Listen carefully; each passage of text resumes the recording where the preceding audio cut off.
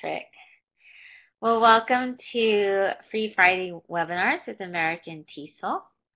And every Friday it's free and we talk about a new topic, and we've done over 150 of them. So you can look back at the resources if you go to this bit.ly address, and I'll put that in the chat box, and then you'll be able to go and you'll be able to see recordings, you'll be able to download certificates, and you can download a certificate of attendance if you go there as well, and you go to one of the last tabs where it says download the certificate. So we're going to talk about Flickr, and some of you, has anyone in this room not heard of Flickr?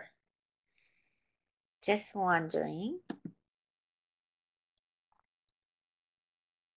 Okay, no problem, Stephanie, that's fine.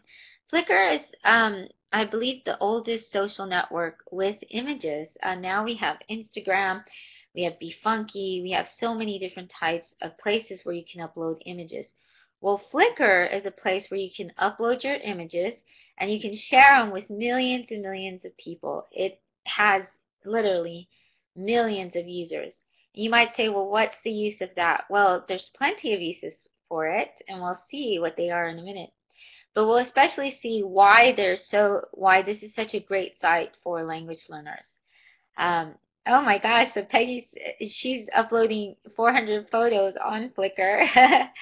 But millions of users, billions of pictures, literally. I think images are really great to use with language learners. There was an image conference that recently happened in Spain, and we have talked about lesson ideas with images. So if you want to go back and visit that particular resource, it's called Visualizing Vocabulary.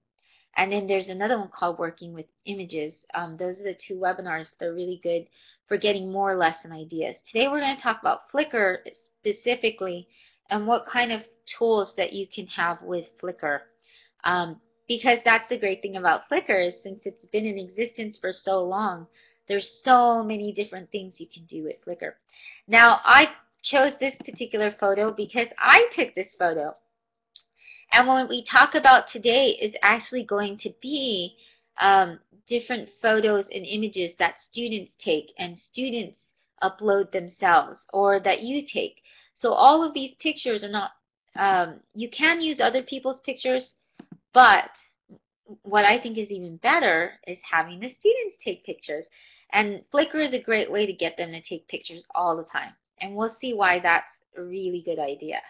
So why Flickr? Well, first of all, it contextualizes knowledge. So when we're speaking to English language learners and they're learning different language, it's good for them to be able to see where that language takes place, a setting, what the people that are maybe having a conversation with the language. Just see an image to be able to match it with the concept is very, very important for language learning in general. Also, it helps teach Creative Commons. Now, Creative Commons is when you get to use images from other people, but you have to attribute them. When you go to Google image search, a lot of your students may do that. They may create a project and they may get things from Google. The problem is that that's illegal. They're not really allowed to do that. So they have the image search as a resource, but they're not really supposed to use those images unless they say Creative Commons fair use, okay? So that's definitely something that we should pay attention to, and we can teach it with Flickr. It makes it very easy. It's great for digital storytelling because you can use different pictures for books, for videos, for different types of things. Drawings and things like that can all be uploaded to Flickr. You can even upload video and stuff to Flickr as well and make it Creative Commons. So it's not just pictures, but a lot of things we'll see are with images. It sparks creativity. Oh, by the way, Flickr is free. So they have where you can, if you go over the amount, then you have to pay. But there is a free version of Flickr, and it works pretty well. So if you don't upload too much, then it's good. It sparks creativity, especially if you get your students on a regular basis taking pictures. They'll really enjoy that. They have a lot of fun doing that. hundreds and hundreds of apps associated with that, and we'll see what that means. It's a great place to keep and store class images in one area. So that's what I would recommend for this particular webinar. I'm going to recommend you make a Flickr account, not for you and not for your students, but for your class. Now, if you decide afterwards that you want a Flickr account, which you probably will, then you can make a personal one as well. And then your students can as well. There is an age limit. I think it's maybe 13, so that's something to look after. But a class account will really help with all that. You can still have students upload their photos because it's a class account, so you're not really you're not going over the laws or anything like that. And I'm going to show you the benefits of a class account, why I think a class account is so great. And also, this is a great way to get your students to do homework. I get them to do, I don't like to call it homework, I give them missions, and I give them missions with Flickr or taking images, and they actually do it. So, because they like taking pictures. So it's flickr.com, and when you go there, I don't know if you realized that in the last month or so, Flickr got an entire new look. So it's not the same Flickr that you're used to. I have some qualms about that because the old Flickr used to teach you a new phrase in a different language every single day. But, oh well, it doesn't teach you that. It has a stream, so you can follow people, which a lot of people do follow people because they have famous photographers and things like that that just post beautiful pictures. They're just beyond imaginable beautiful. There's also artists who will post things, so you may want to use that. There are people who even do comics on Flickr, so those are really good for, they have educational comics there. You may want to follow that. You can follow people who do that. You can get into groups, so you can create groups where, for example, you can have a group for pets, animals in Flickr, one for traveling. I mean, there's literally probably thousands and thousands of groups out there. Now, you can join a group, but if you create a group, you can create a group with your students. You can create a private group that they can join. The problem with that is that it's kind of difficult to upload to the group. It's easier if you have a class account, and I'll show you why.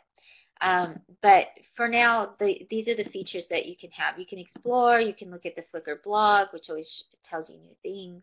So this is what the front page looks like. You can click on you, and then you can see your favorites, your contacts. You can connect with other people. They have a lot of different options up there. I'm going to go through this really quick so that way you can just see what's up there. But if you want a Flickr tutorial, there's tons of them out there, and it's something that you should play with. Now, there's something in Flickr called the App Garden. What that means is that Flickr has an API, which means that they allow people to make cool things with Flickr. So there's different tools where you can, for example, there's a tool that they created so you can make movies, which is this movie clip app. These are web-based and they're also mobile-based. So there's another one where you can play Hangman with Flickr photos. So there's cool things that people have created with Flickr. And that's very unique to Flickr because the other news image, like Instagram, a lot of different apps are being created for it, but not as many as Flickr. Flickr has tons of them, and they're free to use. So I'm going to show you a few, but first I'm going to show you Flickr. Flickr, if you click on your name, then you'll see your photo stream. And these are some of the photos that I have. This is my Flickr account. And you can use any of the photos in my account. There's 566. Over here, there's different options. You can put things in sets. Okay, so I have different sets as well. I have for food. I have things that I've taken pictures of Roscoe. If you click over here, you have more options, so that's something to pay attention to. Then you have your favorites. Now, on my favorites, I share that with everyone. And the reason I share my favorites with everyone is because the beautiful photos that I use in presentations that people are always asking me, Shelly, where did you get those photos? I got them from Flickr. And I favorite the ones that I use, and some of them I don't use. So a lot of them, a majority of pictures on my favorites are all Creative Commons. Some of them aren't, like for example, Simfin, I follow him a lot and I love his pictures, and so his aren't Creative Commons. The easiest, okay, so you can look on Flickr for Creative Commons images, but the easiest way to look for Creative Commons images is actually not on Flickr. It's using this site, flickrcc, bluemountains.net. And the reason why is because you just type in whatever you're trying to find. You click on for editing or commercial, and it'll show you all these beautiful pictures that come up.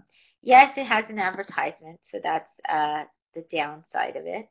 But it'll allow you to, it also makes attribution very easy.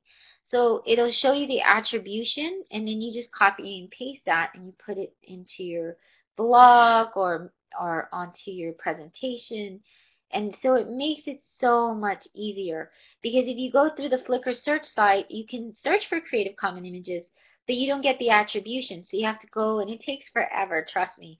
I do it all the time. It just takes long and long.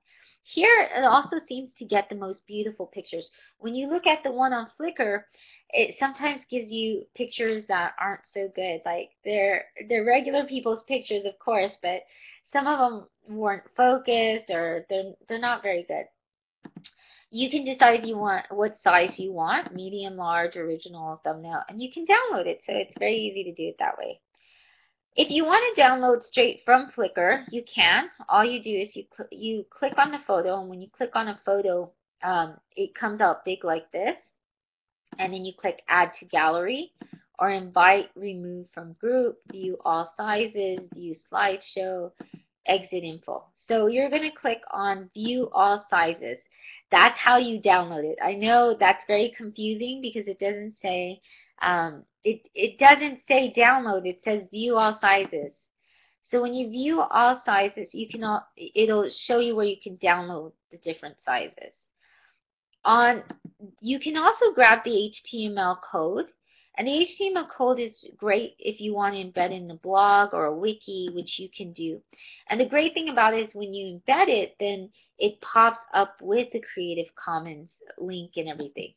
So you can click on the top of all sizes, and here we'll give you the Creative Commons information, whether you can use it for commercial purposes, which is monetary reasons, or whether you can use it just to put in your blog, or if you have no way that you can use it at all, it's just for you to look at and like and think pretty. Here's the different sizes as well.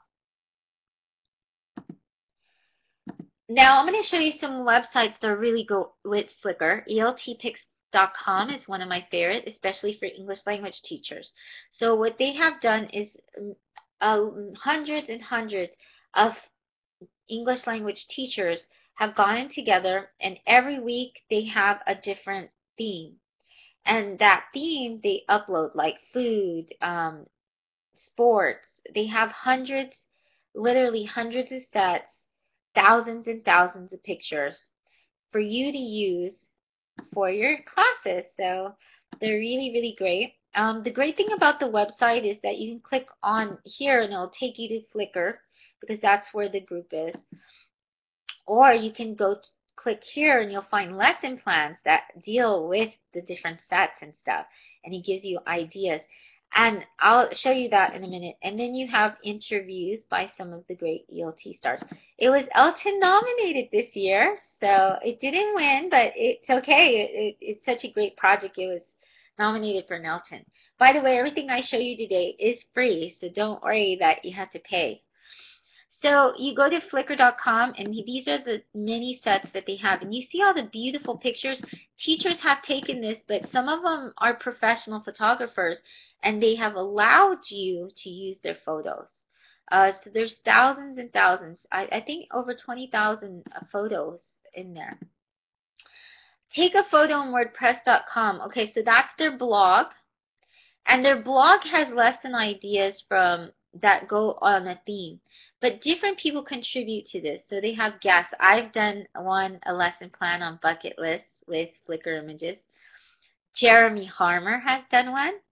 Ben Goldstein. So very famous English language teachers and authors and teacher trainers have posted great lesson ideas for free on this blog. Thank you, Peggy, for putting in all of these great links.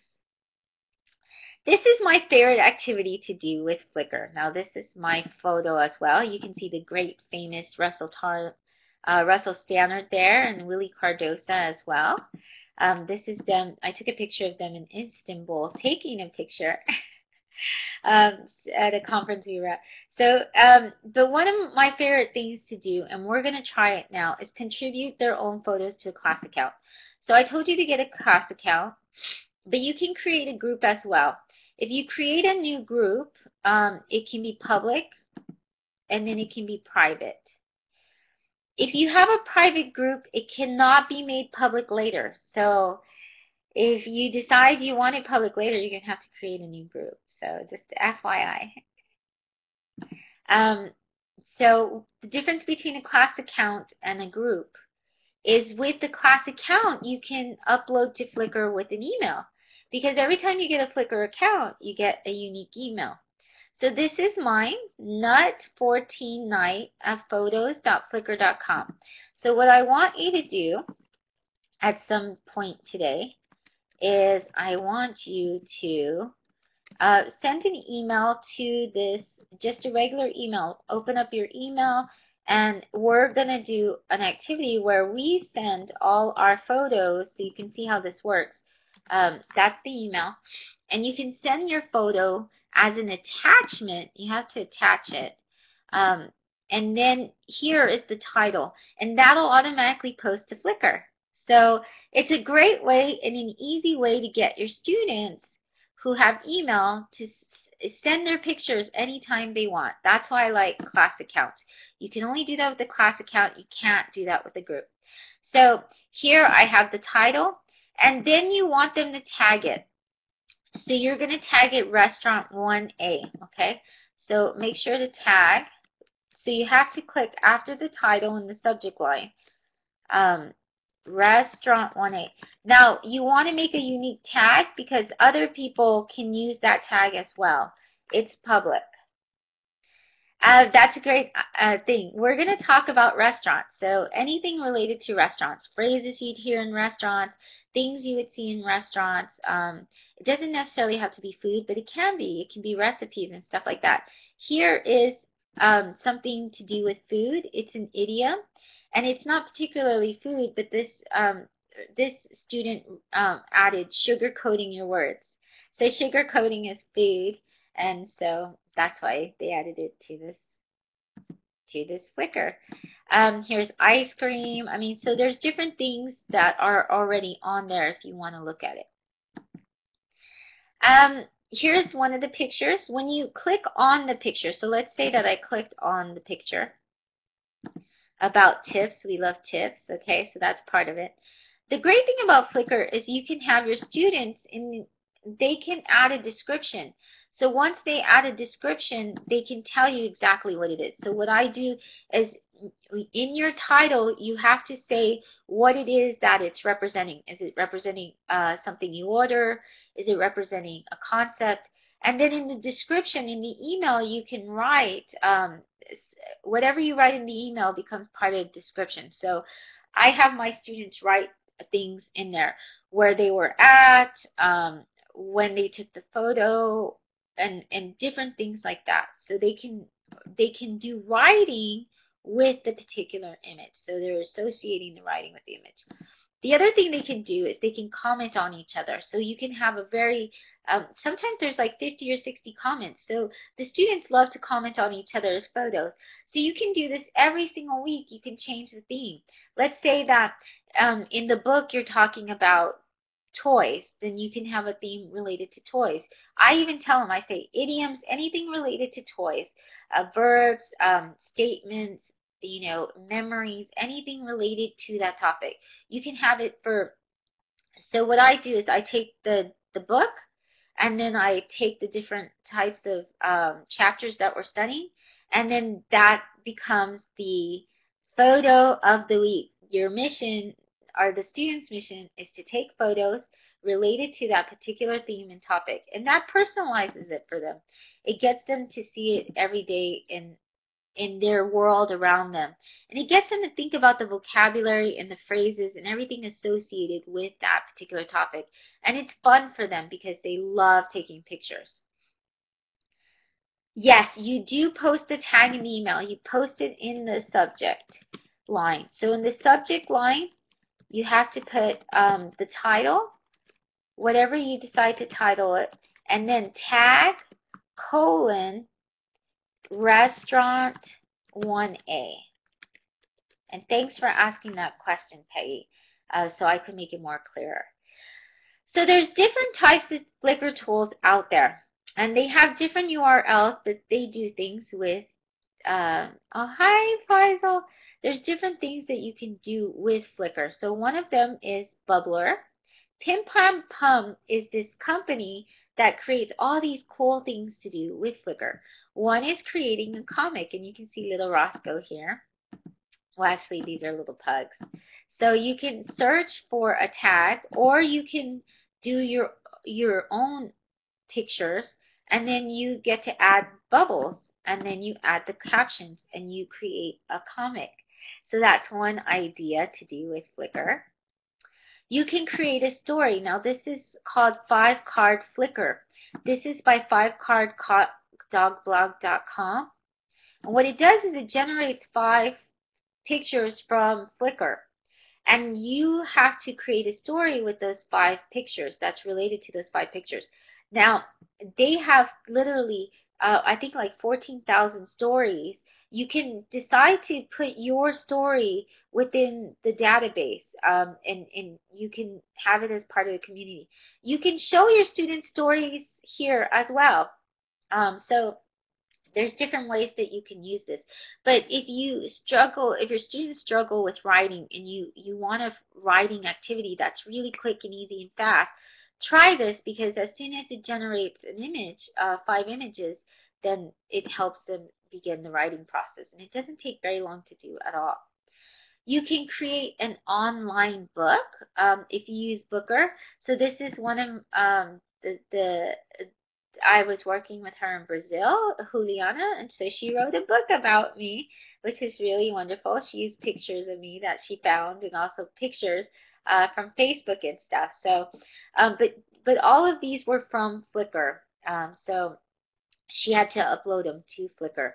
And so you get the picture, and then you get the book, the text, but you can embed this within a blog. Like it's an online book, and it flips over. You can flip the pages and stuff. So the kids can do a lot of this. Yes, this presentation is recorded, Kasum. You can also play Pictionary. So if you've ever played Pictionary, it's like where you draw and you have to guess what it is.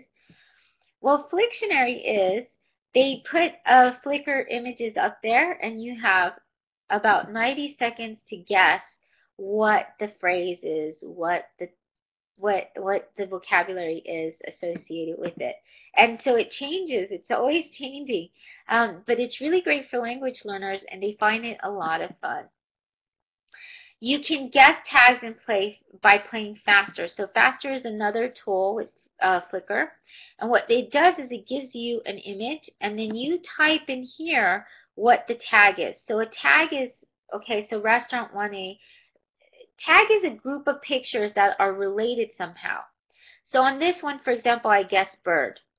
I was wrong. So it keeps getting me to guess words associated with the image until I guess what the tag is. You can play this in German, Spanish, and French. So it's not only in English, but you can play it in English as well. You can play memory with picture. So you type in animals. I typed in animals for this one. But you can do other things too. You could do cars. You can do a whole bunch of different types of things. And then it'll show you a bunch of pictures that are on Flickr that are of animals. Now, all of these people have taken. These are not pictures that are just like randomly on the internet. These are Creative Commons or are pictures from that people have taken that are not necessarily professionals. So you can get a lot of different types of images. You can visualize poetry. If you go to Flickr Poet, then you type in your poem and it brings up images for each of the words. There's something called Fraser that works the same way. I like this a lot. I think it's visually pleasing, but there's some words that you're not going to get good photos. So what I do is I have this, and then what I do is I tell my students which of these it does not match. Which of these should we change? Like which one do we need to change the photo for? And you can change the photo for it. So on this particular, so in the chat box you can write right now, which of these pictures do you think, which of these phrases do you think the picture doesn't exactly match? Like it doesn't really show you what it is. I mean, I think maybe wood is pretty accurate. Roads is pretty accurate. Long could be, I can see where that can be long. Yeah, hot. I don't think hot is very accurate. It doesn't look like something that would represent hot to me. Now, the way that this does it is through tags that people tag it, so that's why. Yeah, traveler as well. And even travel doesn't even seem. And well, I mean, I think two, well, two, yeah, I can see two. So there's some that is, sorry, not exactly. So this gets your students thinking about what kind of images would be better for that vocabulary. Yeah, well, no, I think it actually does some, I think they do some filtering. I hope they do. You can spell with Flickr too. So if you're teaching spelling, this is a great way to get your students to do acronyms and things like that. I absolutely love this tool. So you put in, for example, their name. I put Roscoe the Pug. And it comes up with letters. People take pictures of different things that have letters. So there's a group on Flickr where they take pictures of letters all around the world, like just signs, or whenever they see a letter around, they take a picture. So this one's really nice. If you don't like it, you can click on the individual letter and it'll change. So it'll keep changing until you like what it is. Then it gives you an embed code, and you can embed this on your blog or your wiki or a class Google site or something. So Peggy shared with you earlier Big Huge Labs, and Big Huge Labs terms itself as Flickr Toys. And the reason it says that is because it has so many different tools to use with Flickr. It has where you can create a jigsaw puzzle, movie titles, trading cards, a badge maker, a calendar with your Flickr photos. You can do motivational posters. You can make a map. So there's so many different things you can do. You can do a magazine cover.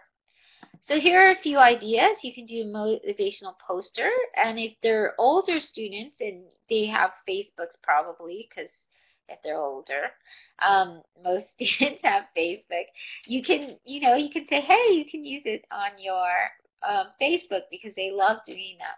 Every time I do this Flickr workshop, they make a motivational poster. They always put it on their Facebook. I don't even tell them, and they're already putting it on their Facebook. They can make a trading card for one of their favorite players or one of their favorite cartoon characters. A lot of times they like to trade cards with different characters and stuff. They can write the story of someone from history with the history. There's historical where it makes your photos look like they're older at an older time. They can share a favorite moment, a famous thing they will do in the future using the magazine cover one. So they can create a magazine cover, and then they can write the articles that have to deal with why they made the news or why they're in the magazine. There is a Flickr app. I find it easier to just post things via email. But the Flickr app, you can edit, you can put things up, you can tag your photos, like the location. And the great thing about the Flickr app is it works for Android, iPhone, and Windows. So it's multi-platform. So a few lesson ideas before we go. You can add your photos to a blog. So when you have your students, if they blog, then tell them to go to Flickr, copy one of the HTML codes and put it in the blog to visualize what their topic is. So that way they have that visual support. And that takes thinking, you know, they have to go through all the pictures and they have to put in keywords. You can teach them how to search keywords and what kind of words will put more ideas and what kind of words will not. So for example, when I do Creative Commons on Flickr, if I put phrases, if I'm very specific, I'm going to generate less photos. Sometimes they're like, there's no photos that relate to that. So they have to really think about their search terms. They can do a book scavenger hunt. So for example, if you're learning about a book, then what you do is you tell them, okay, find a bunch of pictures that are related to the book. The Great Gatsby, they'll find things from that time period. Maybe they find things about rich versus poor. You can brainstorm a bunch of themes that they can look up for the book. You can have them do a visual dictionary, just like we were doing with the email, so we can see if that actually worked and you all actually sent an email with your photo. They can design a presentation. And when they design the presentation, make sure they put the Creative Commons at the bottom of every Flickr photo that they use.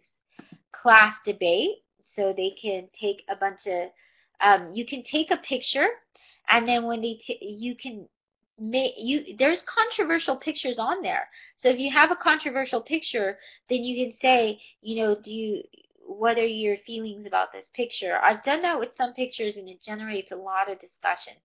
It's a great way to introduce topics, so you can get a bunch of different Flickr photos and then you can say, what do you think we're going to talk about today? Or what do you think the chapter has to deal with by looking at the photos? And then they can brainstorm ideas, and then you can say, well, why do you think? You can choose like 3 pictures to represent what the topic or the chapter is, and then you can ask them to come up with their own pictures as a follow-up as well. You can find all the bookmarks here on the Pearl tree. And there's a Pearl tree for everything, but you can also go to the bit.ly links as well. So thank you so much for joining me again, and I will see you next Friday. You can download the certificate, and you can find the resources at bit.ly ELT links. Just FYI, that is case sensitive, but if you click on the chat box, this link that I put in the chat box, you will find all of these resources and so much more. There's actually hundreds of Flickr apps out there. I chose the ones that I thought were really good. I thought the Flickr Hangman was going to be good, but it really wasn't because I couldn't really see how it worked. So some of them you have to decide, you know, is it really something that's going to help your students, or is it just something that's kind of nonsense?